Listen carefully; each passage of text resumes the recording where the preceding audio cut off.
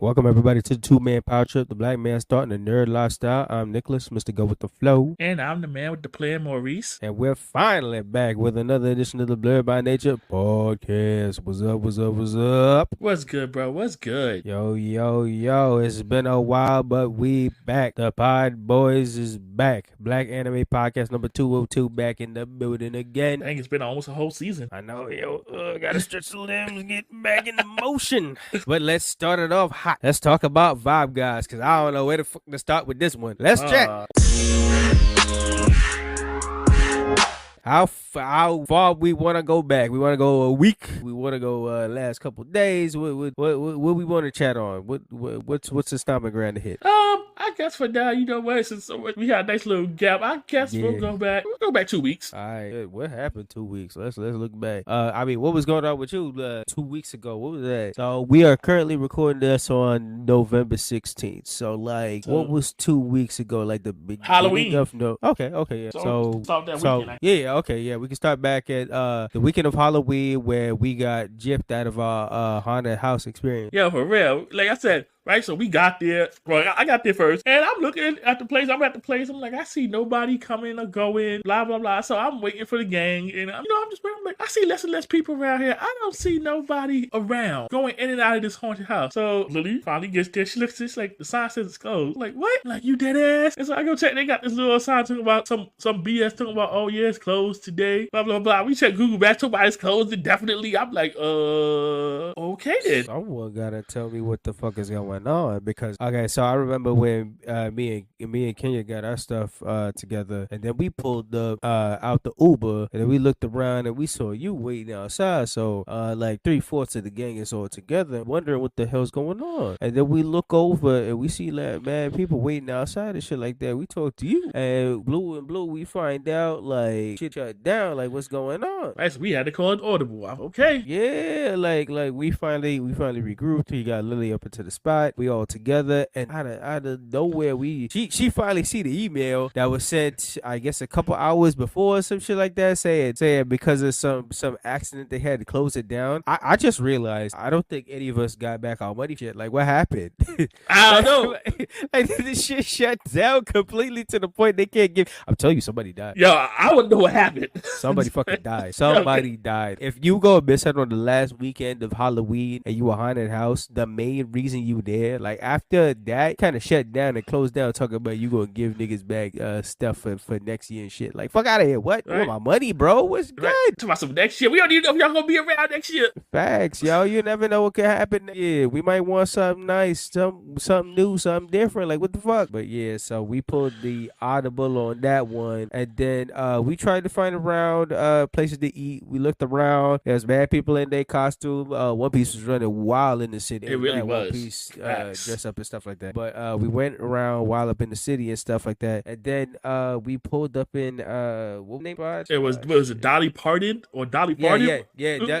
Dolly Varden. Yep, Dolly Varden. And then because of Lily's shenanigan planning and stuff like that, I was trying to put my foot down on that shit at first, but I said, fuck it. Even though it was like $70, fuck it. We got the big tree. So we got the big drinking tree. So everybody had they drink fest on and shit like that. And we was about to rock, paper, scissors for the finale. And then I was trying to give it over to Kenya, and she was passing it over to you. So you got the final drinky. Right? Cause we was like, hey, we not gonna let this haunted house ruin our Halloween, so we gonna keep it pushing. We was vibing off that. So we got our little food and stuff like that, and then we moved on forward to the random haunted house. Was Terror? I think Terror was the first one. That was the one that shut down. Yeah, Terror or something like that. But it was cool. It was good. We popped up real fast on it. We hung out with Big Homie. I'm looking at the photos right now.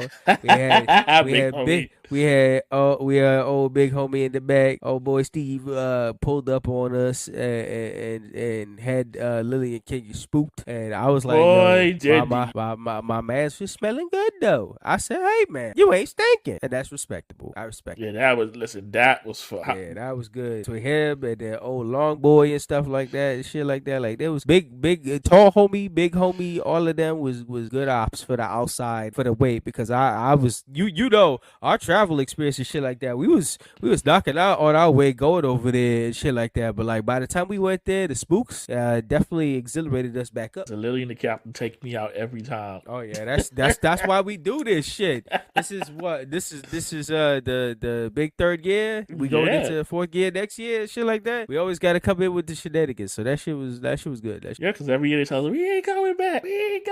So I dad got to hit up Lily and find out whatever happened. Like, was there another email? Did they send us back the money? Were we supposed to get money back? Like, what happened? Like, do we got to go find? Do we got to go on a Scooby Doo chase and look for facts. them? We got to run up on. Right. Like, good. What's good? But yeah, so that all finished up. And do you remember how your week went after Halloween? Oh yeah, it was still mass chaos. Oh yeah, people coming, people going. Benji came, Benji went. Oh boy, nah, son, it's been an adventure to watch your job hit the fire streaks. Like, what's going on, bro? Yeah. Like ever since we went to London and came back, talk about we thought the first travel experience with Amsterdam when we came back, and it was the pandemic, and that shit had changed everything. Lo and behold, we was gonna go to London and come back, and boy, shit, your whole job turned upside down. Cause this everything is going topsy turvy. Yeah, so I would come in, and every day I would come in, it's like it's a new day. I'm like, oh, here we go. Ooh, and I was like, oh, what's going on here? Oh, what are we doing today? All right now. That shit, oh man. But at least I mean, hopefully now y'all got some resemblance of calmness, right? Yeah, yes, things have settled. Oh, okay, because they settled during at least the holidays slower down. That whole shit when y'all start ramping back up, it's nuts. Yeah, they definitely settled. That's around like I think November 4th. That was when the Boston homies pulled up around the time Big Mars on this podcast. He pulled up him and the Boston wanted to have a little fun. It was getting close to that birthday, so invited the homies out for mini golf. That shit was pretty cool. Somehow I blinked and I ended up coming in first. I don't know how the fuck that happened, but Kibari calculated the numbers. He calculated it more than once, and he always the math nigga. So like he came out with the scores, and somehow I won. I don't know how the fuck that happened, but yeah. Co-host is the champion. I don't know how the fuck that happened, but it was a good time. We went to, after that we did the little hot pot adventure like that, and then after that we was back in the karaoke. You know what happened in the karaoke room? Shit, the time just be flying. We spent 3 hours in that motherfucker, and we didn't even realize how. Hey, it be like that when you get into that vibe, and then time just be flying. Yep. That's wild and crazy. Yeah. So after the shenanigans of that weekend, you and me linked up to figure out our next travel plans and everything up. Yeah, we started to figure out where we're gonna go. Yeah, son, it's coming up. It's coming up before, travel boys got to be on it. So we trying to figure out what's good, because that famous discount time is coming up. Yeah. I know. Antarctica looking good, kind of good right now. What'd you say? I said Antarctica.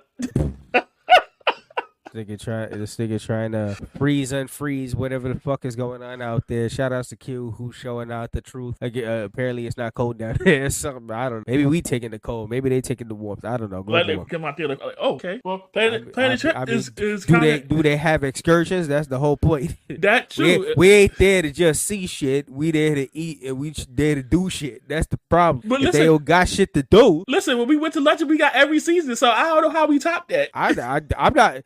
I'm slightly worried about the seasons and shit like that, but I'm more concerned on what the fuck am I trying to do.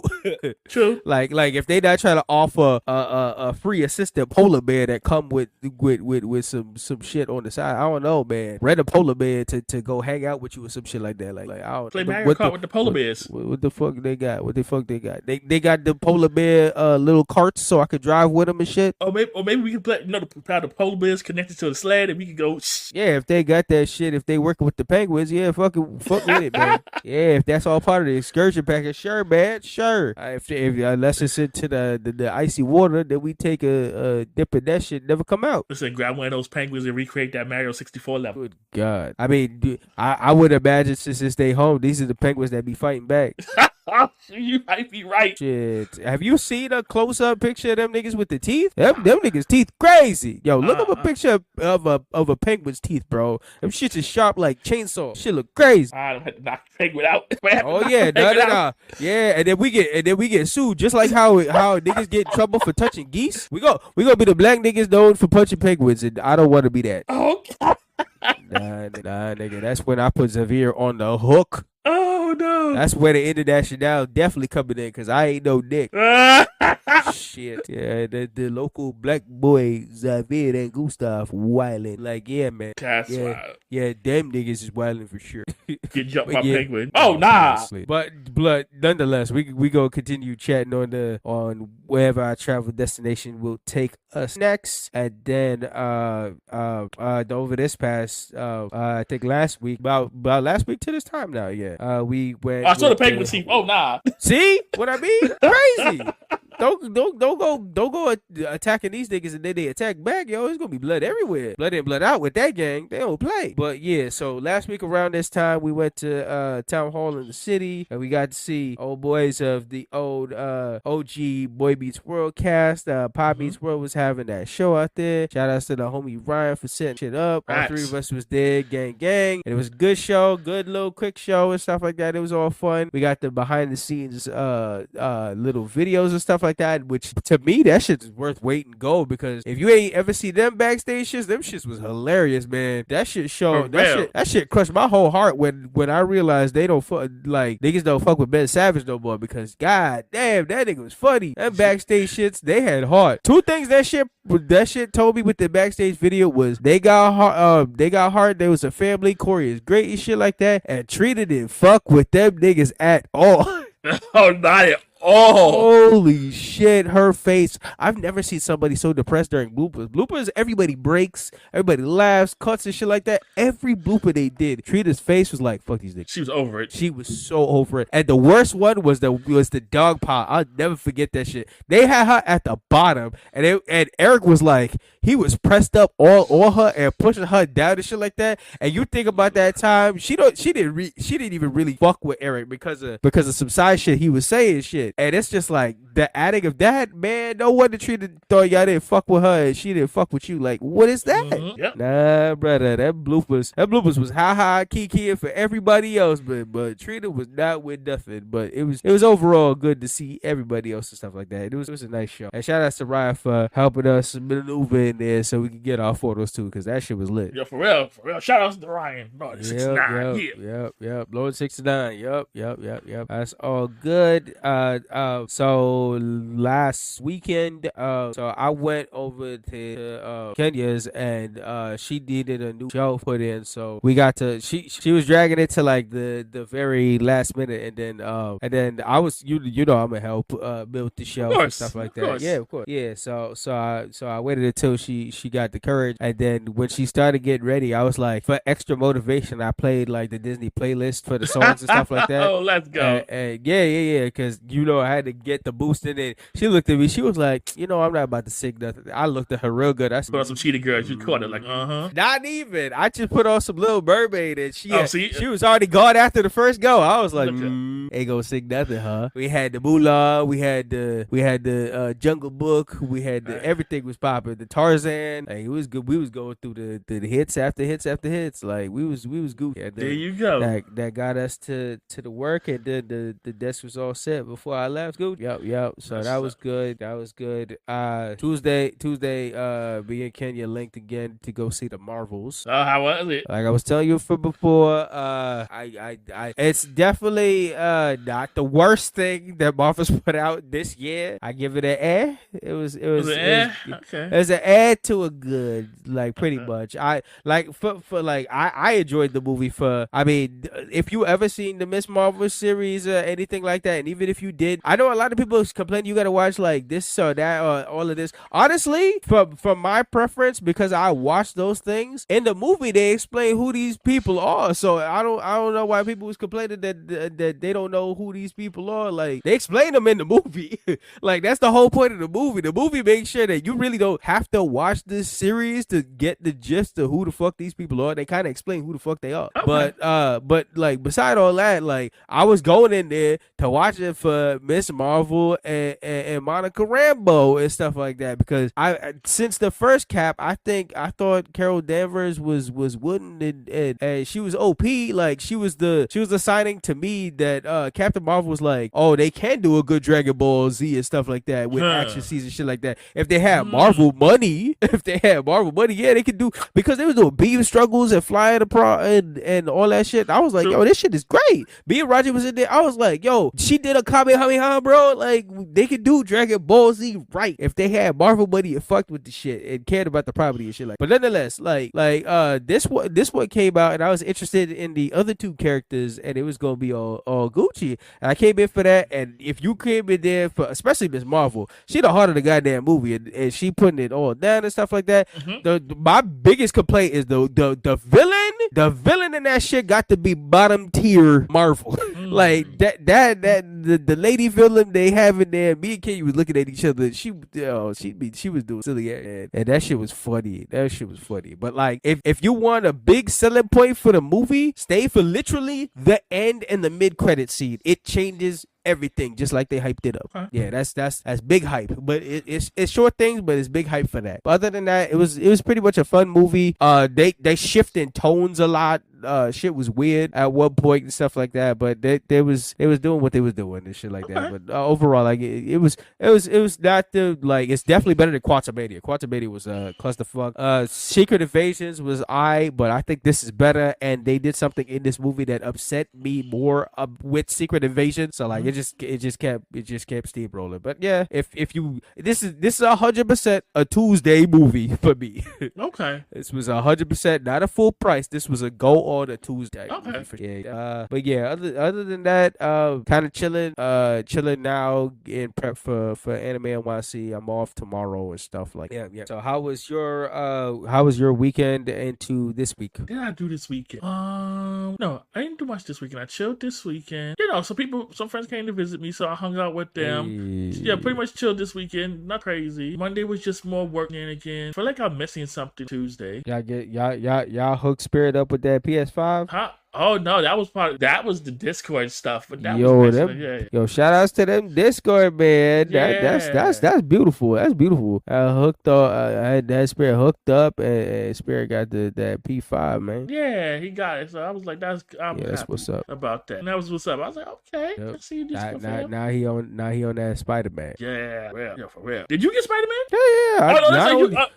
Remember, I did my that was another story for along the way when I got that 4-Pete and I did the impossible that I've never seen in so long. I achieved the higher plane of my young childhood ass when I got Spider-Man, Super Mario, Sonic, and I was also added into the Tekken 8 closed beta all that weekend. So it was like a jam pack. I gotta finish all these games in one go. And within a week, I beat all of them motherfuckers. I was like, whoa! I didn't expect none of that shit. Shoot, I'm still working on Spider-Man. How was the beta? Honestly, the beta, bro, they'd have my niggas in there. Like, I love how they dropped my nigga Lee Chaolan after that beta drop, so they was letting me get my ass handed to me. Yo, that new heat system is definitely a bumper, bro. That shit give you like a second range finisher and shit like that. Niggas, and this game, this tech is so full of fucking parry. This shit is the parry game of all parry. Like, bro, when I talk about niggas is parrying the parry, you got to be ready to parry. Parry the platypus in this bitch. Yo, Tekken ain't gonna be crazy. Okay, and trust me, I got something to talk about that shit on the news as well. So yeah. All right. But yeah, the beta was good. Spider-Man 2 was fire. I can't wait till the DLC. I finished all that shit, like from the mini missions to the main missions, all that shit done. Sonic was a fun throwback, small. I don't think it was worth its full price for sure. Like, if anybody trying to get Sonic, make sure that shit's on low. Mario's worth its weight in gold. Holy shit, they was making you that game was trying to make you fucking feel high as shit. It finally made you feel like you was eating the fucking mushroom. Everything was fucking moving in this goddamn. Everything was moving in that motherfucker. But I ended up beating that shit completely too. So all that shit is out the way. I dumped on Eggman. I dumped on Bowser. And I dumped on Venom. Talk about a 90s hacker range. Oh my goodness, I can't wait to play. And I beat up Kazuya. 90s niggas here. Oh man, I can't wait to get into that. I haven't gotten into it yet. I haven't. Man. I can't wait. Yeah, it's gonna be good. Did you do it you did it solo? Which one? You ain't Mario. Yeah, I did everything solo. Everything was solo dolo. Like the Sonic game and the Mario game is super multiplayer. I did everything solo dolos. Right now, like you ain't been the captain off a gang. Yep, I beat that shit with Tails, and I beat that shit with Daisy. Shout outs to Daisy from the start to the bottom. Daisy. The second they told me Daisy was in the game, I said I had to do it, and I did it to him. Daisy was super strong. She was yakking stacking all the football niggas. Listen, So Daisy a goon. Daisy was a goon. Daisy was 100% a goon. I didn't even know if you pick Yoshi or the Niblet niggas, those niggas are invincible. They don't get any power ups, but you can hit them as much as you can, and they'll be invincible. I was like, I didn't even fucking know that until I beat the game. I was losing lives with Daisy for no fucking reason. I didn't know they had a cheat code niggas in the back. But fuck it, man. When Daisy got her power ups and everything, that shit was good. Oh, son, they give you the options of like mad characters, and I'm like, I'm sticking with Daisy. I just stick with Daisy from like the beginning all the way to the end. I didn't touch nobody else. Hey, I honestly don't know how everybody else plays the game. I just like fucking with Daisy because she was finally playable in this shit. Daisy was like, I'm here. I'm the goon. What's up? That's what's up. That just like how it was Tails in the Sonic game. Like, cut that bullshit. I'm flying out your fucking mission. Fuck that shit. like Sonic getting his shit trapped. Knuckles would probably be my only because he can ground assault and shit like that, raise up. But Tails is flying out that bitch, and trust me, I needed them wings for a lot of things. That final Eggman boss was trying to cheese on some bullshit. I am so happy I had flight. Like, are you surprised? Exactly, man. That's why I know I was playing the 90s classics shits, because everybody was trying to cheese at the end. Bowser was trying to wild out, and Kazuya was hitting his parry bullshit, and then Venom was trying to wild out with his 16 fights and shit. Like niggas doing a lot, but it was great stuff. That's what's up. It's good games and shit like that. What was it? The last two of the year, I think I just got now. The Nickelodeon All-Star Brawl 2, which shocked the hell out of me. That game came out like a week to 2 weeks ago, and it's on the it's on the Fighting Game of the Year awards list of 2023. I was like, nigga, what? Wow, that shit. That was the Nickelodeon one, right? Yeah, that shit just dropped like 2 weeks ago, and I was like, what the fuck's going on, yo? Like, how that shit already on the list? Like, I played it, and that shit's like they definitely that's what you do with a upgraded sequel and shit like that. But like, when I saw that shit on the list, I was like, we wildin' here. We wildin'. But I got that, and then Naruto's coming out tomorrow, and I got that shit booted up on my Switch, so I'm ready to have that Naruto Boruto connection. Okay, let's go. Yep. So that's gonna be fun when 12 o'clock hits. So yeah, TikTok, carrying cross style. Facts. So yeah, but yeah, back to the weekend. The weekend was all good. Yeah, the weekend was all good. Like I said, the weekend I chilled, didn't do too much craziness, took care of some chores, edited some episodes, all that good stuff. All right, good. All right, man. Shoot. All right. So and then we had karaoke. Yes. Yeah. Oh shit. Damn. I'm gonna keep it over there. Shout outs to Toasty and the crew and everybody at Brookland, and shout outs to Proper, who said he put up something in the fucking Disney Vault. He ain't popping out with that move no more. He said his legs hurt. He got that shit signed, sealed, and delivered, bro. He ain't juking to that shit no more. That shit is all locked up. You ain't gonna see no more videos of that nigga doing that shit. No, that's what the Prop was out there. He was outside. Oh yeah, big time. He was big outside, man. He was doing this thing. Yeah, he was outside. No. I'm over here chilling, and my sister coming with these infused things. I'm like, oh shit, that's another thing, yo. Oh, that's what we didn't talk about. The plot twist of all plot twists. The one time I go visit fucking Kenya and we find out the pizza store. Let me tell you about the pizza story. Okay, we going down the block. And there's this one pizza place that Kenya always tells me about that she don't know if it was closed down or it's shut down or whatever. It's because the windows are all tinted and black and shit like that, and it's always closed and shit like that. So I'm like, yo, I'm curious. Let me see what the hell's going on. They don't got a sign or nothing over there. So I'm like, yo, what the fuck's going on? And then I think we go to White Castle to pick up shit. And then right after that, I'm like, yo, I'm mad curious. Let me go over there and see what's going on. Yo, tell me why we walk to the door. We grab the door, and I'm like, yo, this shit open. And then I pull the door, and then some nigga pop up out out the door real fast. He was like, "You got an ID?" I was like, "The fuck we need ID for? What's going on in here?" And he was like, "Yo, if you want to get in for the pizza, you need ID." And then I'm looking at the corner of my eye, and I'm looking at the sign. I'm like, wait a fucking minute. Does that shit say Stone Pizza? Yo, only to find out. Now, this is a full fucking circle moment for Kenya to have a Stone Pizza by her place. This is the same Stone Pizza, if you have heard on the earlier podcast of Mr. Bear with the Plan's birthday. What was it, 2021? Yeah. 2021, the infamous birthday with the infamous picture of the escape. We had a time going over there to Stone Pizza in the city, and we had the hotel all set up and shit like that. Then after that, they just took a nap and got ready for that escape room, and they thought it was all past them. And no sirree, Bob. Niggas went there, and we took that photo, and boy. I mean, I just sent you the video on Instagram. That was definitely schmeared me. Oh my goodness, boy! So to find out Kenya got a Stone Pizza around there, man, holy shit! And they got singular slices and shit like that. Like, yo, they maneuver pretty well over there. All right, Captain, where we going? Where we going, Captain? Where we going? That shit's in the Bronx, so yeah, man. Somebody got a birthday coming up. Where we going, Captain? I'm definitely plotting on that shit for sure. But yeah. Back to you with your sister bringing in few shit. Yeah, come here. I was like, "What's up?" And she's like, "Yeah, I'm bringing." I looked at them. I was like, "Oh shit, yeah, man. Do that and take that onion ring that's been that freaking gummy ring that's been sitting there since about 2021 fermented. That gummy ring gonna stay right where it's at. Boy, this nigga got hit one time with that gummy ring and said, "Nah, never again." You're not gonna catch me slipping. I'll stick to my role. That shit's so funny. That shit had you in the zootland. That's so funny. We had all this other shit, and that shit barely hit you. That bit. That fucking gummy ring sent your shit packing to Mars. Yo, for real. And then that's crazy. And then watching the Attack on Titan while you high as fuck. Oh my God. This nigga says Sasageo.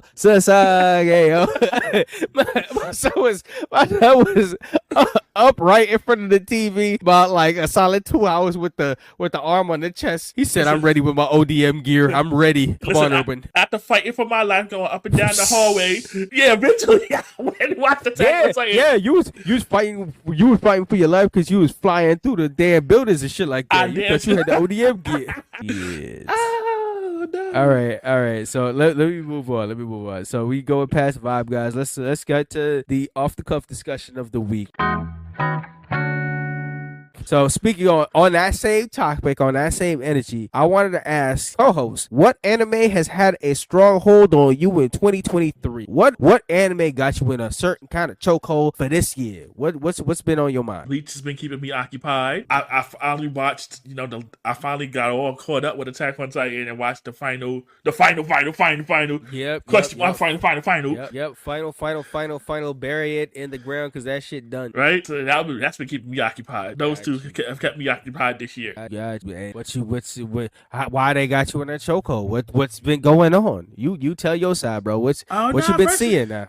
In regards to Bleach, just find out the stuff with the Quincy's, find out the backstory of Zanpakutos and the Bankais and stuff like that. Like, oh man, Yama still ain't deserve what he got though. That's fucked up. That's foul. That's two Christmases that nigga took the mighty L at. But yeah, that fight was animated super well, man.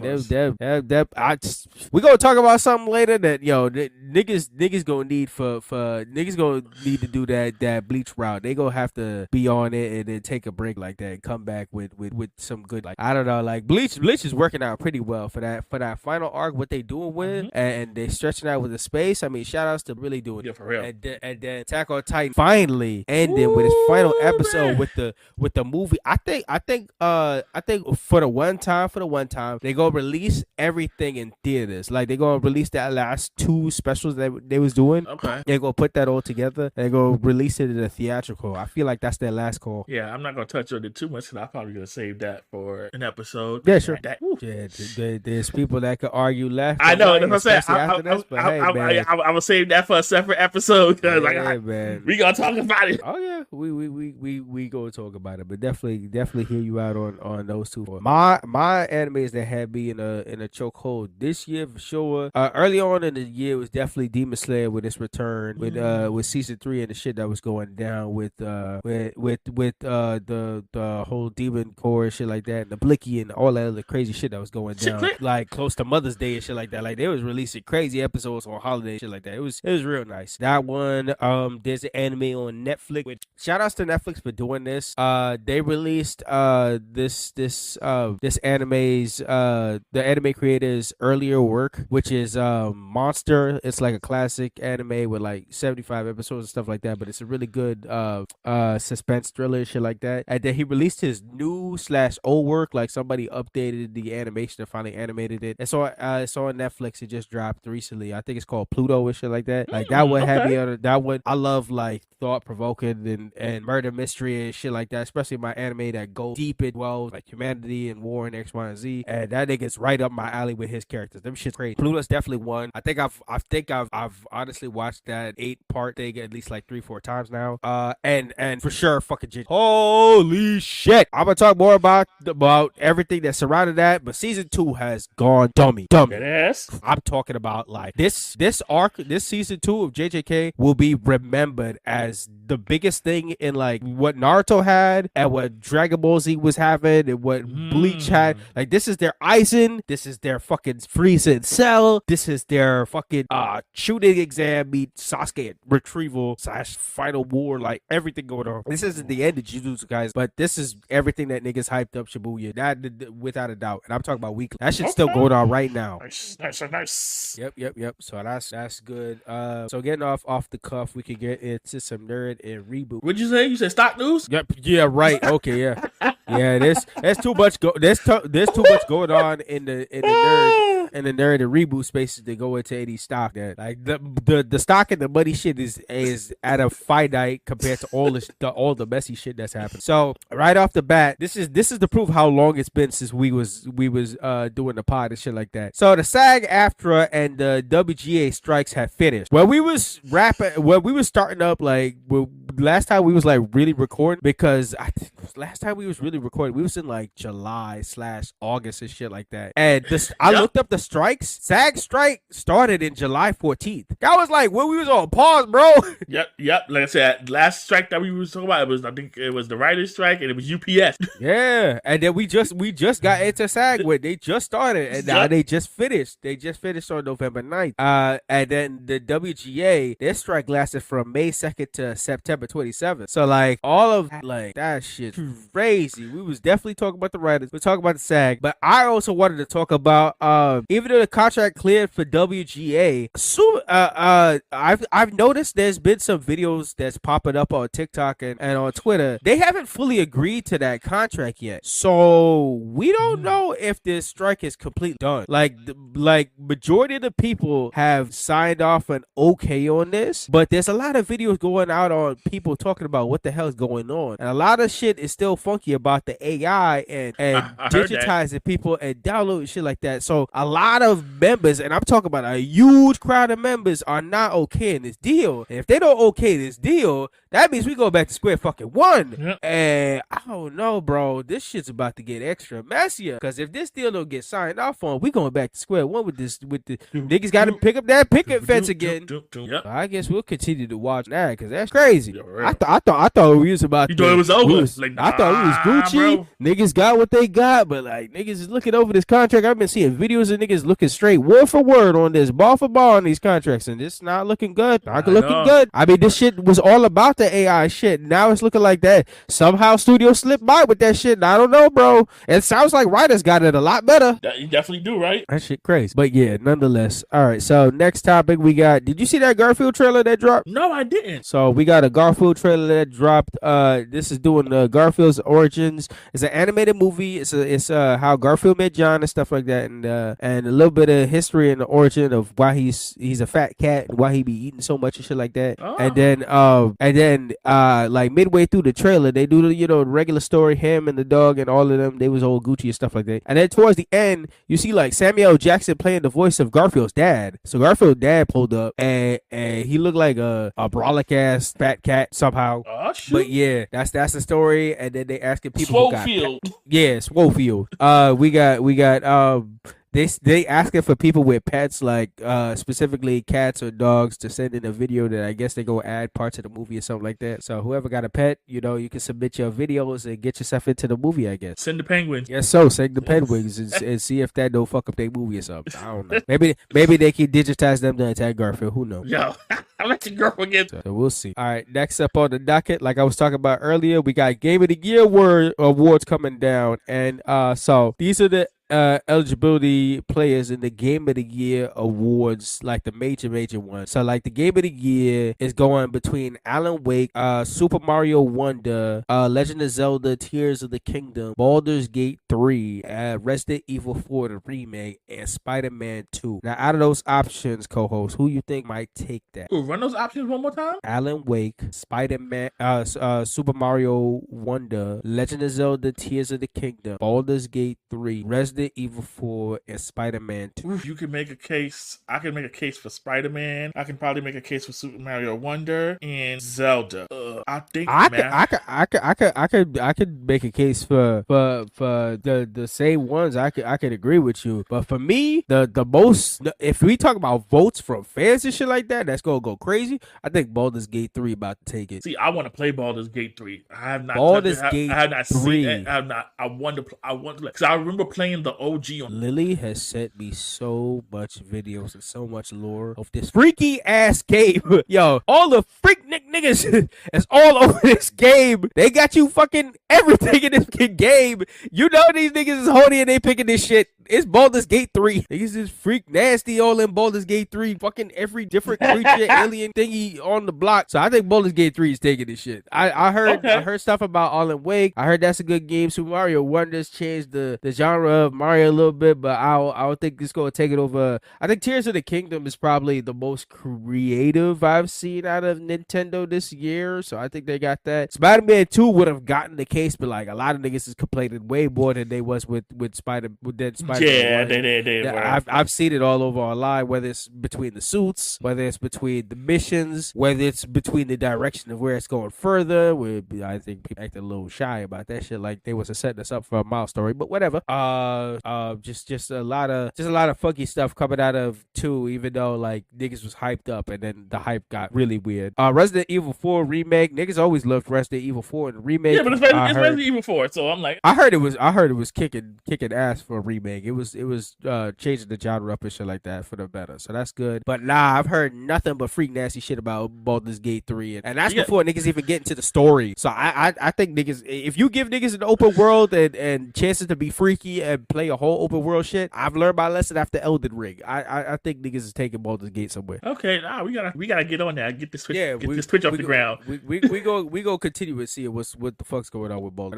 My money's on Baldur. I keep on. So yeah. So off of that, we got, have you heard of what's going on with this movie Coyote versus Acme situation? No. Okay, so the Coyote versus Acme situation is, you remember that time when HBO was canceling all them animated properties? Uh-huh. So this is a backlash on this shit heavy. So this is a canceled movie that was starring John Cena had some hand into it or something like that. He was supposed to play somebody. But so they did, everybody was mourning over the loss of this big film that they had coming out, which was celebrating some of their old classic characters and shit like that. Obviously, Wile E. Coyote and Roadrunner, whatever they was going to do with that. They did a final showing. So they completed the movie. Everything is all finished and ready to go. And for some reason, the HBO decided to cancel this some shit. So they did a final showing to the animators who made the movie and stuff like that. And they mourned the loss of this creative process going out somewhere. Only for legislators to call for a federal probe over the HBO for their handling of a lot of their animated movies that they've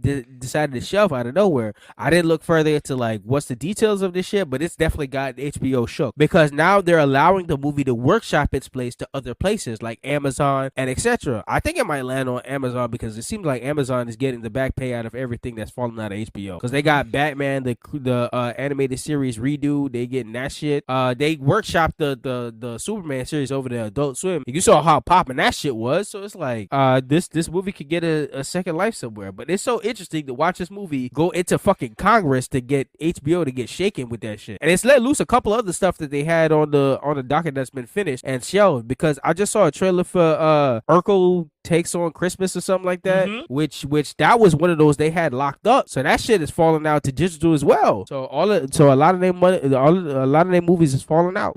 So when we was talking about HBO and Max having a tough time, this is reaping what they sowed. They thought they could get a tax write-off off these motherfuckers, but now they getting a second chance. I heard like all them canceled movies might get a second chance, like Bad Girl and all them other motherfuckers. Yeah, that's crazy.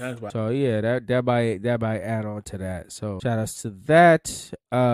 Next on the docket, we got Mappa Studios. So Mappa, Jujutsu Kaisen Season 2 has been fantastic with its big episodes and shit like that. But Mappa has finally reached a breaking point with Jujutsu Kaisen. It has gotten crazy. I've seen a lot of stuff on Twitter where niggas are talking about animators' abuse, frustrations, irritations. It's all coming to a head. Rants on Twitter's possible hiatus for the show after a couple episodes down the line. And I was seeing right before we started the podcast, the hiatus might have turned into cancellation. They might not be doing Jujutsu Kaisen anymore after this. Oh, snap. Yeah, it might have been canceled altogether. It's like legit. If you go on Twitter, like I've just been seeing droves of people who are like appreciating the episode, but like news is coming out about how they're working on these animations like 33 hours just nonstop and no breaks and no abbreviations and stuff like that. Whether you got like Bleach over there with Studio Perio that giving them space and time to work out whatever episodes that they got. Mappa over here giving us award-winning episodes week in, week out, but you got niggas doubting themselves after doing like god tier animations in these fights, and these niggas all on Twitter talking about I could have done a better job at XYZ,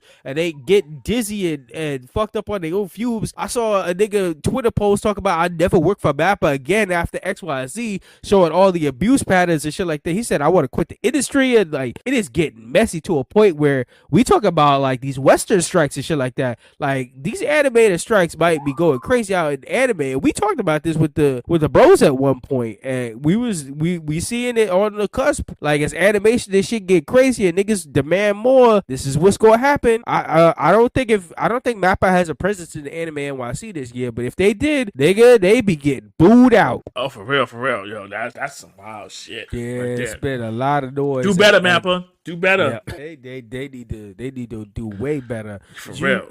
Pay your people. Give them breaks. If you need to, like y'all putting out like movie quality anime episodes each and every week. Honestly, we can take a break if y'all want like a month between episode drops or shit like that. Or if you want to release these motherfuckers in batches. That's what happened with Zom 100. They was doing episodes. They a new studio. They was doing episodes down the line, and now it's gotten so messy that they got to release 3 episodes on Christmas. Like animation studios trying to keep up with the beauty and the artwork and everything. That shit hard. Yeah, it's a lot of work, and it's part culture too. They don't pay niggas that. Like, it's part of the culture, but like it's a different level now because niggas want shit extra pretty and extra heavy and extra going each and every week. That's what. It's not even just going to take time. It's just the process of yo, this shit going crazy and the demand's going crazy, and Mappa want to pick up every anime known to fucking man, and they got their A, B, and C niggas working heavy on shit, and they just freed themselves from the tyranny of Attack on Titan. Oh, they be blasting with this Jujutsu Kaisen. Like, Attack on Titan. It was the tyranny. Like why you think we kept getting part this, part that, part this?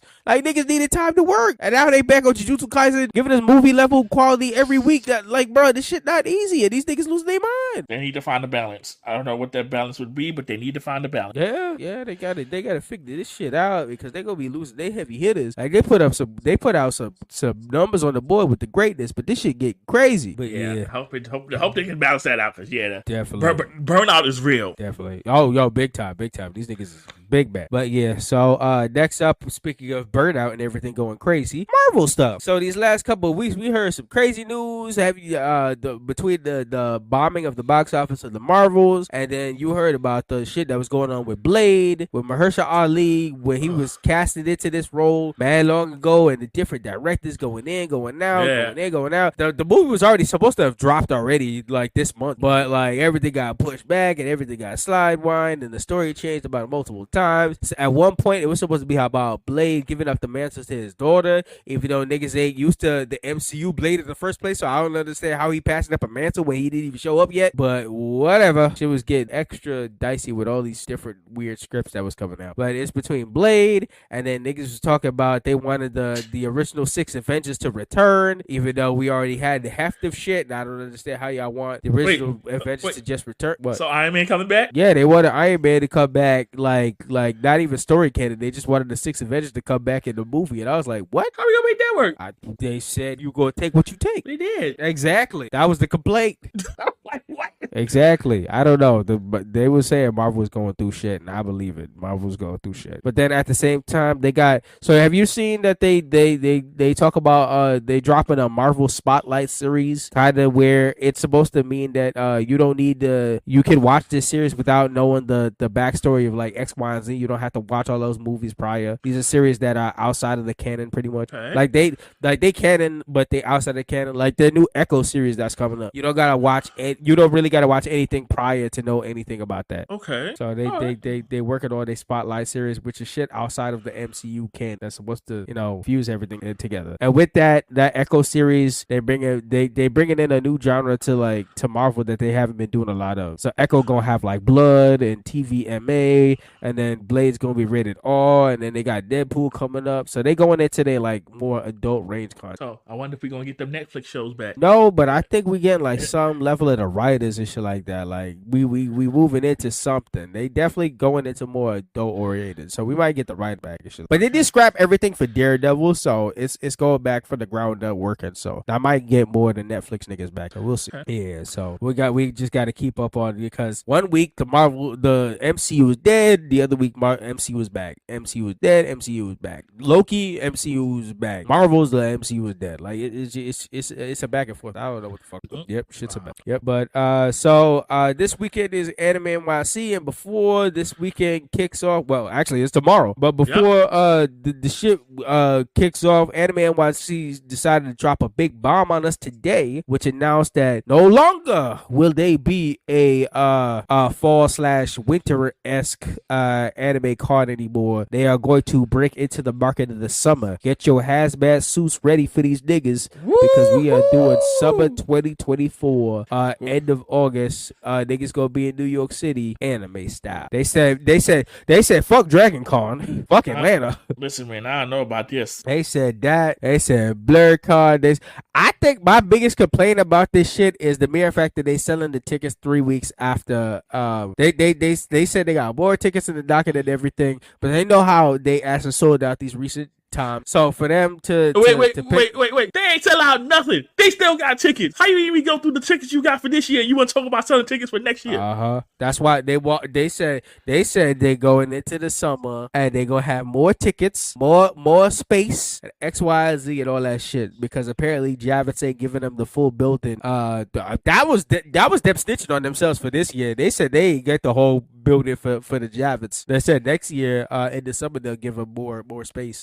Which is weird as fuck. Now I get why we all congested and shit like that. Yeah, that's shit gonna be a fucking best summer. But like, yo, them selling the tickets on December 3rd is a big ass fuck you. Yep. How the fuck, yo, bro? It is the November the 16th, and they know how much money these niggas spend on cons, only to turn around December 3rd. Nigga, we just got through Black Friday. You know niggas gonna be broke. Yep, exactly. Ain't nobody be having no money. Anybody think about no Anime NYC tickets right now? That's a stupid call. They could have done that shit. They could have kept the March and April time to do it if they still selling in July. They acting like they don't get sellouts in that fucking week. No, for real. Like I don't understand what's that policy with that. And I heard some places they went to, they posted it up and they cut the comments, so they just wasn't trying to hear niggas. They was like, this is what we doing. Y'all accept that. Bring deodorant. The end. Yeah, that shit. We'll see how far that shit goes. I'll give y'all an update probably on the next episode after my shenanigans in LionCon and Anime NYC and shit like that. And I give the captain's perspective of being around the anime niggas, because she definitely ain't one of the anime niggas. Oh, that ass. She gonna be like, what the fuck? Yep. It's wild out here. Yeah. Oh yeah. Rude awakening go there. But and then the final bit of news I just wanted to talk about. So we got the announcement. I think it was this week. Tekken 8 dropped a final character that's gonna be on the game before DLC DLC and shit like that. And the character is named Reina. We saw the first trailer and eyebrows was raised about what the fuck's going on. And then like a day later, they confirmed it. So Reina is another illegitimate child of Heihachi Mishima. Now this nigga got children in every fucking state, being the true deadbeat dad of the fighting game universe. Heihachi got little fucking children everywhere, and this shit getting ridiculous. Now he got a new daughter, popped up out of nowhere. I don't know what her full origins is, but she popped up out of nowhere. She's like she feels like a reincarnation of her fucking father, because she can fight just like him and a whole other bullshit. But this nigga got illegitimate childs everywhere. He is top quality deadbeat dad of a fighting universe. I don't think I've seen a fighting game with a nigga having more children. And then I think Harada on Twitter, the creator, was like, this nigga might have 19. 19? The fuck? He got around. This nigga definitely got around. When Tekken 6 dropped and we found out that nigga Lars from Germany, I was like, when the fuck was this nigga fucking in Germany? Yo, this nigga a mess. Nigga shenanigans. Son was like, City Boys. Oh man, he was dropping that electric hammer fist on chicks everywhere, every city. That nigga a nasty boy. Niggas just keep finding out more people for the war, and this shit getting out of hand. Yo, Harada said Tekken 7, we killing that man off. And then by Tekken 8, Tekken 9, Tekken 10, we gonna find all his illegitimate child. I'm waiting for the black one to show up. I'm waiting for this nigga to confirm that this nigga fucked the black woman. I'm so waiting. John Stewart Mishima is pulling up. Oh man. Yasuke Mishima is pulling up. We're gonna find out Eddie Gordo's real name. Shit, man. Listen. I mean, that would add to the spiciness of his story, because Kazuya framed him for killing his parents. So if that turned out to be that way, hey. But hey, Harada is already doing Eddie and Christy and all the Capoeira niggas foul anyway, because they probably gonna be DLC, because he filled up the roster and no Eddie or Christy's in the bitch. So no dance niggas this time. Yeah, yo. So they definitely got to be DLC. I know some nigga on Twitter asked him about that and he went off. So I definitely think they DLC. Yo, I wouldn't be surprised. That shit crazy. But yeah, I just wanted to talk about that deadbeat. I mean, he dead now, but he dead beat ass nigga in the fighting game universe. I don't know anybody else in the fighting game that got a messy children line. Yeah, like I say, he got around. He top quality fucker upper goons for sure. And then he throw his kids in volcanoes and shoots his grandchildren like this nigga crazy. But nonetheless, it's time for the main event.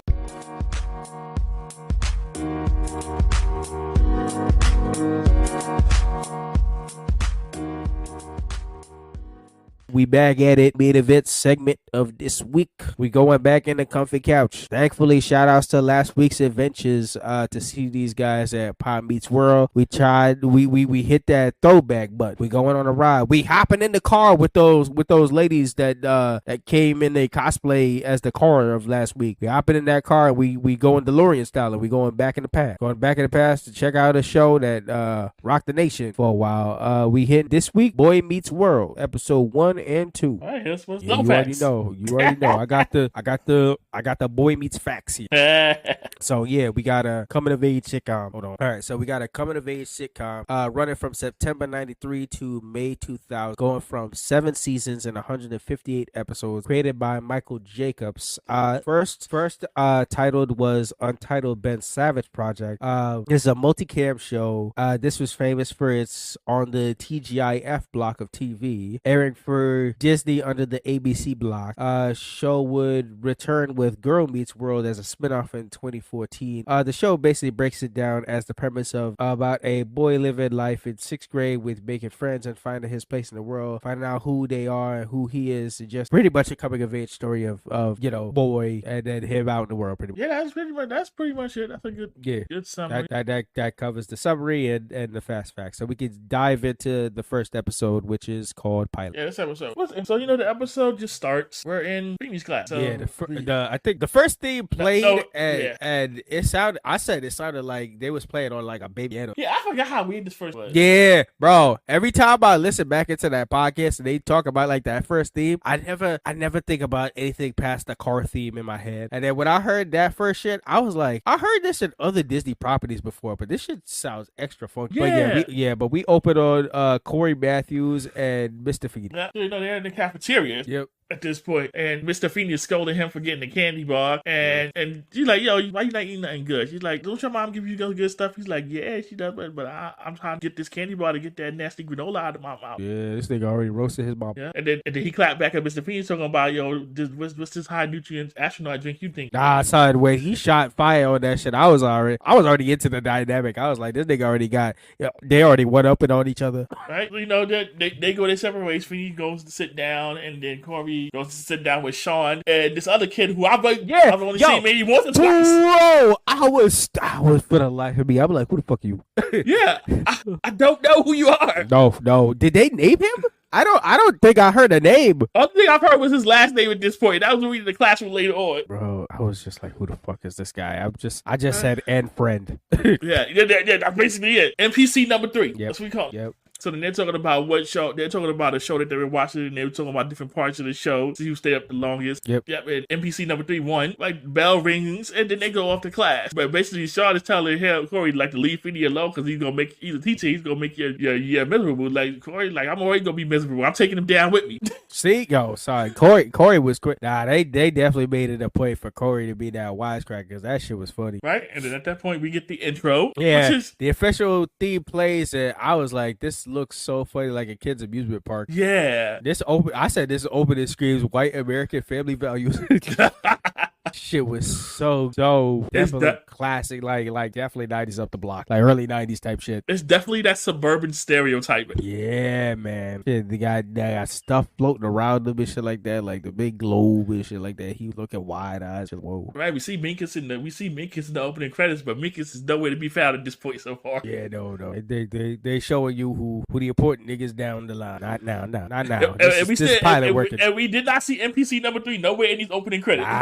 That's how you know he was not important to me. I was like, nope. So after the credits come on, we see Miss Feeney in the class. He's talking about Shakespeare. This shit had me dying. He got one of the students down on the desk along with NPC number 3. So he got a knife and he's saying stab. He's like, nah, she's dead. Stab her. I love how we got this girl's name and not the NPC nigga. Yeah. So we know his last name is Bornahead.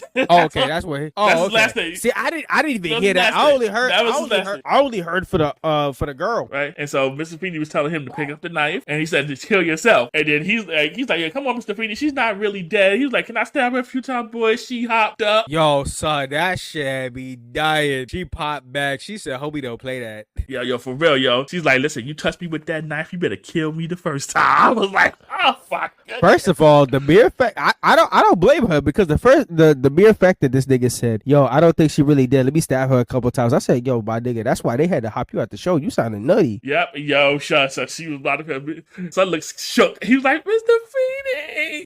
Yeah. Oh shit, I'd be shook too. She was about to raise that nigga up. She was about to switch places and slap that nigga through the table. Right. So at this point, we see Sean and Corey, and Sean is asking Corey for some play-by-play because Corey over here giving him the details of the baseball game. Yeah, he got that shit in secret. He got the hand over the ear and shit. Right. And then here comes Mr. Feeney. Like, what's good? I love the camera work in that shit because the way how he was positioned and the way how he had his hand over there, all you see is a hand just pop up in the frame and move his arm, so it just reveals the head for it. That shit was funny. Right. And so Mr. Feeney took it out. And then Corey trying to play it up to him, but I can't hear you. You took out my hearing aid. That shit was, these niggas. I love the Feeney and Corey dynamic, yo. He is quick on the bullshit. And Mr. Feeney was on his shit because he's over here now. Mr. Feeney is giving the play-by-play up until that last possible second. He clicked. That fucking tease. Yep, I was like, okay, Feeney, I see you. Yeah, man, Feeney on his shit. Yeah, for real. He's like, nah, we here to learn about. He's like, listen, we learned about Romeo and Juliet. We ain't here to talk about not to Dodge Philly. I think they in Philly. They in Philly. Oh, and at this point, Miss Kincaid done got on top of Mr. Monahan, and she got that shit had me dying. This nigga said, we not here to learn about this. He turned around and Miss Kincaid about to plunge the knife into that motherfucker. Yo, that shit had me dying. I don't know what happened NPC, well, he tried her. That's what happened. This nigga tried to stab her a couple times and she said, I ain't having that. Right? I don't know what happened between Mr. Feeney going down the aisle to see deal with Corey and then coming back. He's like, yo, what's going on? Literally poked the bear. And he was like, thank you. He's like, thank you, Miss Kincaid, for your vigorous interpretation. I was like, no. That's fun. That is good fun. Yeah, so now, after he defused that situation, he goes back to Corey scolding him, talking about, listen, no, we're not going to be listening to Phillies in my class. We here to talk about Romeo and Juliet and this tragedy. Yeah, and Corey don't understand the importance of that story at all. Yeah, Corey not jacking it. She's like, I don't care about no dumb girl. And Feedy out here selling this shit on he's talking about the power of love. Right? And he trying to give to Corey, and Corey's like, I'm 11 years old, right? Yo, that's the comebacks, man. The comeback, yo. That's why they gotta call that kid the comeback kid, bro. And then Mr. Feedy clapped back. He was like, you are 0-year-old. Do you know you have detention on Friday? And Corey was like, no. I'm like, oh. Yeah, bro. I love the clapback. Yeah, it was wild. So next scene, I think we get to see Eric. Yes. At this point, we see their house. See Eric on the phone. Yo, he just pulled some lady on a date. Yep, he in a good mood. He was like, yeah, boy. And then we see Corey, and Corey hyped too. Did they mention it was Corey's birthday?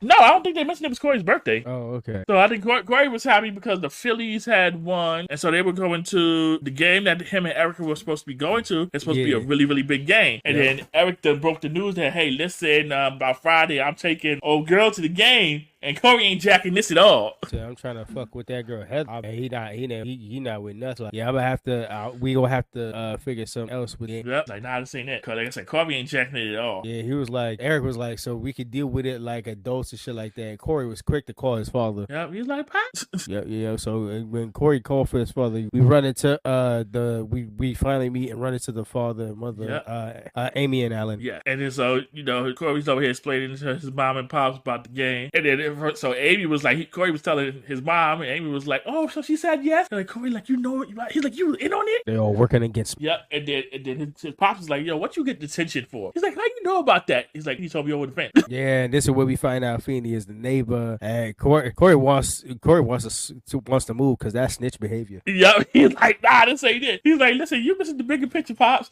It's like, nah. He's like, listen, we gotta get him. We gotta move. He's like, nah, I'm out of here. He said the setup is real, right? He's like, you bought a house next to my teacher. I want to move. Yeah, that's some bullshit. He's like, yo, I'll be in the car. He said, I'm gonna have the stick and the little polka dot bag. I'm gonna put my shit in and I'm ready to go. Right. And so now Amy is telling Alan why he got detention. He's like, he's about to listen to a Phillies game and learn about Romeo and Juliet. And Corey's trying to explain. He's like, listen, I'm a kid. I don't understand all this emotional contact. And here go Morgan. I do.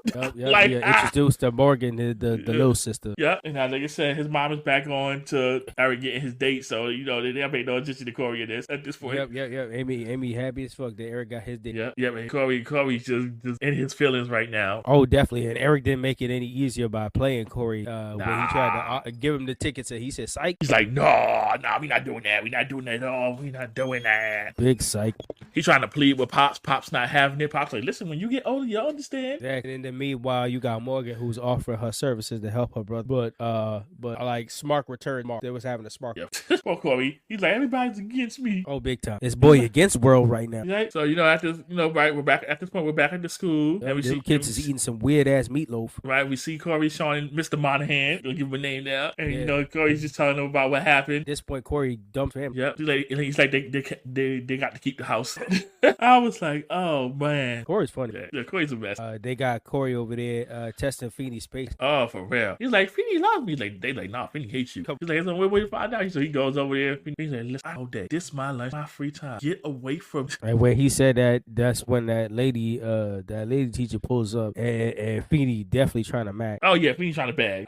Pulling out the chair, shit like that. He brushing Corey away low key, but she was like, oh, I like when you were a teacher. Oh shit, now I'm stuck. So, yeah, right now I do it. He's like, I'm like, my Corey, man, Mr. Feeney hates me. I'm like, Feeney looking at him like, messing up my Mac, bro. This is why you got detention. Facts. Right, he's like, yo, nah. He's like, you messing up my game, bro. Get out of here. Facts. So, right, next scene, we're back. We in Amy. So we see Amy bringing Corey food in his treehouse. Yeah. She also tries to kind of spook him. Yeah, it's like, you never been up here. She's trying to spook that nigga back in the house. Right, and after that, then we see Morgan. Right, Morgan's like, yo, do you want my doll? Yeah, she offers a doll for comfort, and Corey jokes back. Right, I'm like, yeah, Morgan real one. She be trying, yo. Yeah. Morgan got heart. Morgan cares cares about her brother. Yeah, trying to look out. I'm like, oh. Yep. So Morgan got Corey back, and then in the meanwhile, while Corey getting situated all in the treehouse, he sees Feeney from the treehouse. He sees like some shit went down. He got a phone call. He was setting all the table out nice for like a table for two and shit like that. Then he get a phone call and look super disappointed, and he starts to rap tag and store like one of them shit, and goes setting himself up for the table and looking mad, sad and lonely by himself eating dinner. Yeah, Corey was like my whole thing. I felt that. Back last minute cancels and shit. That for you. Yep. So we got so moving on to the next scene, we got Amy. I said Amy playful nature pulls up on her son with the fake blicky, trying to get laundry out his drawer. So he trying to get some of the laundry and shit like that. She pull up out of nowhere. She was like, "Freeze! Who are you and why are you trying to take shit out of my son's drawer?" Right? She's like, "Who you?" The way she got him was lovely. He's like, she said, "Hands up." She said, "Hands up! Why are you trying to steal from my son?" She was like, "I am your son." Like, who else wants my underwear? Oh, you got a point. Sorry, you got a point there. Like, you got a point. Right. So Corey gets to talking with it. He's expressing that he feels abandoned by his brother. Yep. And she's trying to explain it to him. She's like, "Listen, there was a time when you could chill with your dad and play football, and then you ain't do that no more." Yep. Grow up. Sound familiar? Grow out. Yeah, man. You got that. Right. So, and Corey was like, "Shit, mom got a point." Yep, for real. I'm coming through. Facts as always. Yep.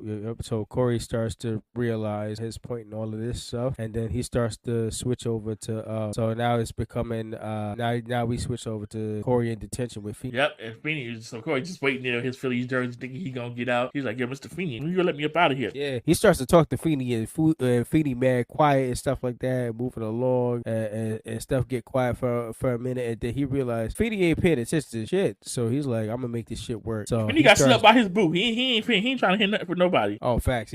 I'd be mad too. Shit, the little boy had me all screwed and fucked up here. So what's going on? But nah, Corey tried everything. He was like, "I'm walking out, I'm moving, I'm getting up, I'm shifting and shit." And then he started doing a strange crab dance and shit. For real. I was like, this nigga is bored. He's like, "I'm turning the knob, I'm leaving," and Feeney ain't paying him no mind. Shit. And then in the middle of like after he left and then he came back, they got to talking, and Corey brought up the point that he was watching Mr. Feeney had dinner for two for one, and Feeney started getting hot. This nigga said, "All right, this nigga ruined my date time. Hey, now he talking extra spicy and shit like that. Like, why you watching me, bro?" For real. Right? And then so he's like, "Do I gotta stay here?" He's like, "I don't want to hear about none of this love stuff." He's like, "You saying that this love stuff is supposed to be all good, you supposed to be dying for?" But he's like, "You wasn't doing none of that last night." And he was telling about what he had. He said, "Listen, I was up there in my tree house, my snack, and I saw you having lunch. I saw you having dinner for two, but it was just you." Yeah, man. He struck a nerve with that shit. He struck a nerve with Feeney. Oh, but then he went to chat with Feeney. Feeney expressed over to Corey that he worries that his lessons aren't really going through to him or the class in general. Yeah, for real. He's like, "I'll teach you, and you guys go." And he's like, "I feel like I ain't done." He's like, "But you gonna learn today." Fact. And then what Feeney. This is one of those gems of the show and stuff like that where like Feeney Bill Daniels just talking about and he explained how love and the power of it pretty much created a family. How your parents came together and out of their love created a whole family, like him, his brother, his sister, created a whole family. But yeah, that's crazy. Yes, he was giving him a lesson. Yep. At that point. You know what the Feeney grand plans and shit. Like Corey gets to standing, and then the next scene we got Corey gets home and Morgan snitches like the second he starts to step back out. Yeah, you see how his whole demeanor changed. Oh, fact. He apologized to his dad. He just ups and hugs. Like, "I appreciate you, Pop." Yup. And then in the middle of, and then after that shit happened, Eric comes home after his date, and then he talks about like kind of having a bad date in general, and Corey kind of helps cheer him up and calls for like another chance. Gives his older brother advice on how to take a next date. Yeah, like, he's like, Corey's like, "Cool." He's like, "All right." He's like, "Listen, take us to the movies, and stuff like that." I'm like, "Okay." He said, "Make this shit sure, bro. Come on, get it together. I'm older. You got to realize how to do this." Right? Corey was like, "How bad did the day go?" And Eric explained to him what happened. Oh, dang. That's how you know that shit went left. Damn. But yeah, so after they get to chat, Morgan throws her door for her brother to join in. But he went to go like kind of on an apology tour throughout the house. They got this, and then he gonna stay. He talked to his brother to stay up with, and then he gonna take bed. And so after he said that, she kissed close. Yeah, She appreciated her. Yeah, that was real nice. That was real. Morgan the real. Oh. Yeah, this Morgan def kid. Her comeback, so her sweet. Yeah, so that part of that ended, and then they cut, and then you hear a background voice saying they be right back. Yeah, And then Feeny back at it. Oh yeah, the closing screen got. So we got the name of the lady, Evelyn, and Feeny agreeing to have a dinner. And then that's when Feeny lets loose that he says his sister was the one who had canceled on him. Corey is super confused, and Feeny come up to him and he said, "You confused? Shit, now you get it." And that closed out the episode. Feeny was like, "Well, I'm like, okay." Oh shit, they should, son. If they kicked the end of the episode with that shit, that shit should have been in the pilot. Whoa, right? Feeny. Yeah, I'm just watching. I'm just watching. I'm like, yo. Yeah, so that closes off episode. So my final impression of the first episode was this does a great job showing all the players in the opening of the show, like the main people we're gonna get into at the very beginning. Not all the characters, but the main people. But the characters are all based off the boys' actions to cover the main concept, and they are being brushed out. Feeny and Corey dynamic is great. Always feels great hearing a Feeny lesson when you're older, for sure. For real. Nah, I enjoyed this first episode. I enjoyed the intro to everybody. I like the dynamic between Corey and Feeny. I like the dynamic between him, Corey, and Sean. We got to meet the people of the family, stuff like that. And it was cool. Yep, and we got some extra NPC actions and shit like that won't be seen. So real. we'll be good. So yeah, let's go to episode 2 on the fence. Yep. All right, so we open on now Corey and Sean and a new black friend. I'm just like, what's going on here? It's a whole bunch of NPC babies. All right. So they talking about superheroes. We got like Superman versus Batman. Yeah, got that. We got Robin, all this stuff. Crazy. Yeah, they talk about war, whatnot. And then we are introduced to Minkus. Yes, yeah, finally introduced to Minky. Yes. Yep. And then Shaw shoots him with a super soaker. When I saw that shit, I was like, woo, that take me back. Yes, it does. Man, but Minkus took that shit like a chip. Mickey was just like, ow. He was like, he didn't flinch. It says, that shit. Right, hit it with that hydrosaturated 2000. Yep, and then old boy, the black MT kid, he put out a bigger model. Yeah, the hydrosat 3000. Yeah, they messed with him. And Mickey said, "Oh, word?" He pulled out his violin case. And my son had the maximum blick. Like, Mickey's like, y'all got me effed up. Homie said, "Make wet." Right, yo, I took me out. Yo, they on a standoff, and they was like, "Oh, all right, you know what? I'm gonna keep the peace. So they was like, he thought about it. He was like, so Corey talking about, I could just handle this with an old water balloon. Yeah. And he started to fill that shit up, and then he talking all that shit. Then he turned around, and I said, this shit looked like a scene of a John Wick poster. This nigga pulled up, and the whole backside of the school had super soakers ready for his ass. Yeah, for real. Everybody had one, and they lit him up. They jumped his ass. Yeah, they definitely did. Yeah, they blasted him from here to Kingdom Come, and then right when they see Feeny pull up, they hide that shit while Corey is soaked right by the water fountain. And then what's funny about that, like, we Feeny thinking that he was messing with the water fountain. He's like, listen, Mr. Matthew, the water fountain is not a toy. And he drinks some water. Nah, he take that classic back in the day type shit. That nigga was thirsty. And then Corey was looking, was like, they lit me up, son. I gotta get. He said, I'm just gonna have to accept my fate. Like, I'm unarmed, and they lit me up. Facts. Like, Yep, like, yep. nah. So after that's done, the opening plays and same thought pretty much. And then after the opening, we get straight up.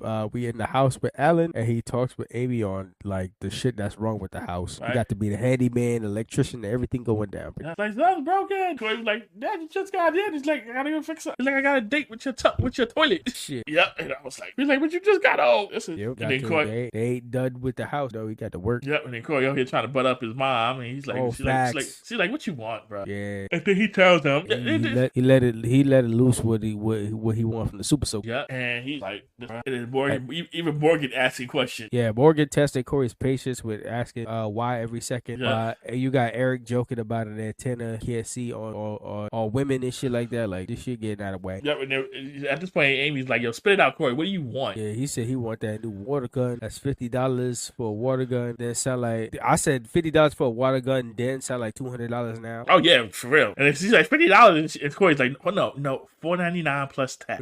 Yeah. Just like, so always trying to hit us with the right. So Alan gets to fix the toilet, and Corey trying to butter him up. Well, they both say no. Corey hang, and then Corey starts to hang with his brother Eric. And shows off. She's like, you get on Christmas. Yeah, show his watch. He got with his money. Corey trying to naggle him to buy him. He's like, you trying to sponsor a kid? Yeah, and Eric is like, nope. Shit, I won. That's my brother. He's like, nah, bro. So Alan and Amy still got the house. And then Corey always talking about they can't buy toys for 3 children. Why do they have 3 children? Boy, this nigga was coming in with the one-liners, man. Yeah, he really. So Corey has decided upon himself, since he seen his brother, he was like, I want to get a job, I make my own money. So he talks to his father, and Alan said Corey is too young to start work. He frustrated trying to get. Yep. And then Alan had me die. He's like, listen, remember? He was talking about the house. Like, you remember your apartment? You remember before we had kids? Remember that? And, he talking mad stuff until he get kicked. He's like, she's like, I used to remember when you let me out when I was joking. Shit, try to cover that shit quick. Right. So after this, Corey goes over to Mr. Feeney for help. Right. Of course, go to his home, his arch nemesis / He said, I'm gonna need to work for you. I'm gonna paint these fences and I'm gonna get this money. Right. He's like, and then so the price when he started giving him the price, he's like, man, that C+ I gave you in math was every dime. Shit. He's like Corey, like 2 went to 8. He's like 5 by 8. Corey like 58. Yeah, this nigga said, ooh. Mr. Feeney was like, all right, a deal. Shit, man, I ain't bargaining. I'm not bargaining any further with that. Then you got a motherfucking deal. Like, wow. So Corey goes to he helps paint Mr. Feeney shutters, but on the outside it all looks good and Gucci shit. That Alec going through him, he like, let me double check that shit, and only to find out the paint has messed up the fence and he got to fix it. So in the midst of him trying to figure that shit out, Corey got his friends coming over and they ready to battle in the water. Yes, they are. Yup. So Corey makes his money, he ready to go. But and then in the meanwhile of that, Morgan helps Eric with his apron. Right. So Corey shoves ice cream in Morgan's mouth and tries to silence her. She chatting a lot that and he pays his friend and they kind of get sick of him and kind of ditch him and stuff like that. Like he because he make this money. They think because he make this money. Exactly. He could order them around and boss them and try to work this fence nonsense out. And they was like, nah, bruh. They was like, shit, we got water gun, we got this time, about to go have fun. Fuck. Yeah, we about to go kids. We about to go be kids. We about to go have fun. You go here, painting fence, making your money, not having no water. Right now, he's just big mad. Facts. So go ahead. At that point, did we see Feeney coming out? He's like, listen, some of that paint dripped on my side. He's like, listen, come on, you gotta come fix it. Otherwise, you're gonna have to do this side too. Yep. Corey talks to Feeney about working and money and likewise to his father. Yep. And then Alan shows up, and then Feeney was talking about, my dad taught me the value of hard work. He's like, he used to work me from sun up and sundown, and I turned out all right. And Alan looked, he's like, listen, sometimes you gotta go be a kid, so go. Yep. He's like, you heard that, Corey? He's like, you gonna be a kid. He's like, I don't want you working anymore. I was like, stressful ass shit. Right? And then Corey was talking about, I made this. I dug onto 16 shutters, and at the end of the day, I owe $8. And his pop was like, welcome to adulthood. Yup. Yeah, I felt that in my whole soul. Shit. Like, I did all this and they come out and still come out in the hole. Yep. So down the line, so Corey did get enough money to get his water gun, right? Yes, he did. Yeah, he got his water gun. They said at least he had his health as well. Right, and then Eric is in his bed. He having Eric nightmares. fed up. Eric is fed up. He is tired of his fucking job now. Corey done rinked out his whole shirt on him, and he's like, I can't move. Shit. In the midst of I felt that. Oh yeah, after work stinger where you can't move. Hell yeah, fuck yeah. From a tough ass day. Yeah, grocery price checks. Oh, Spill on aisle 7. Adult mess for sure. Yeah. Nah, but so they get to talking and they think about their father and they admire Alan's work ethic and shit like that. They said, how the hell this nigga be working all day and then come home and then he got time to fix toilets and fix drain pipes and shit like that. Like that shit crazy. Yeah. And then Corey got to thinking about it. He was like, shit, Superman is my dad. Yeah. See him out there painting the fence. Alan got all the time in the world to make family shit like that. He worked. Yeah. So Alan put that work for his family. Back. Corey sees Dad outside and he go outside to him and he's shooting with that water gun. Yeah. He's like, listen, he's like, I see you come home and you work all day. You work all day. He's like, listen, this time for you to be a kid. Yep. So he trades in that big water gun he had, the 2 smaller ones. So him and his dad can team up, take on the rest of the family and fire on. Yeah. So he starts spraying his dad. He's like, I don't know. He's like, look under your desk. So like I said, then Pops pulls out the other one. And then he works that same trick on Amy. Look under your shit. And then he was like, I'm not, baby. Right. As not the shit, she was like, where's mine? He's like, boy, you got to be kidding me. Right. So they start spraying. That shit be done. Yep. Yeah, they started spraying. They got it. You know, then eventually Amy gets the hose and start hosing them. Yep. The family is an all-out water war to close us out. Yeah, for real. And here come Morgan. Oh, it's like Cookie Yo, Morgan? that Morgan Stinger had me dying. She dead called 911, and she Yo. made that shit sound wild. She was like, "I think my dad shot my mom." Yo, they have like, she's like, no, it's like, yeah, my parents are fighting outside. It's like, what's going on? He's like, oh, they just shot the neighbor. I'm like, Yo. They was like, you got an address, and she was like, "Ma, what's the address?" Damn, son, but they had about to have Philly PD act up. Yo, for real. Yeah, that's our stinger, and then the credits. That's the end of episode 2. I said my final impressions is the show has a bunch of heart and life lessons and understanding of a dynamic you can get on either side of the coin. Young kids growing up or adults dealing with the struggles on life. You got that all here. And I said the show very much I'm recommending and push for more episodes. If you got that, if you need that life quality fix and stuff like that, definitely big thumbs up. What's your final impression, Cole? Yo, I enjoyed this show. I enjoyed watching it. I enjoyed the dynamic. I still want to know why they shot the neighbor, but Yo, they shot the neighbor, but they did not shoot the deputy. But nah, this was just a fun go around. It's definitely old school. It feels like classic 90s suburban stuff. Definitely it was just lighthearted fun. I enjoyed it. So big thumbs up. You would continue if this is your first time watching it. Oh, definitely. I definitely would. Yeah. All right. So that's closing off the book of the main event segment of Boy Meets World episode 1-2. Preview for our next review episode. We will go into another throwback, but of the Sentai / perspective, where we are going into next review episode will be probably on Mystic Knights of Tier Nanal, right? Yeah. Yep. Right, so that'll be episode 1 and 2, right? Yeah, episode 1 and 2. So next time, catch us with that Mystic Knights stuff. All right. So we got an email set up at blerdbynature@gmail.com, Facebook, Instagram, and threads at Blerd By Nature, Twitter /X at Blerd By Nature, N-E. Co-host, hit us with the YouTube. I haven't done this in a while, so you can find us on YouTube by searching for Blerd By Nature Podcast. Yep. And we available on all podcast platforms all around. We all good. Check out our latest episode we put out. We got stuff all around. Our latest now as a recording right here. Rob and Sue, co-host, any last notes before we hit the outro? No, I think we got everything covered. We're back. Hey, we back, and I hope y'all enjoy. We is back. So thanks for joining us today from Black Thought to Nerd Power. This is Nicholas, Mr. Go with the Flow. And this is the man with the plan, Maurice. This was another edition of the Blerd By Nature Podcast. Thank you for listening, everyone. And until next time, peace.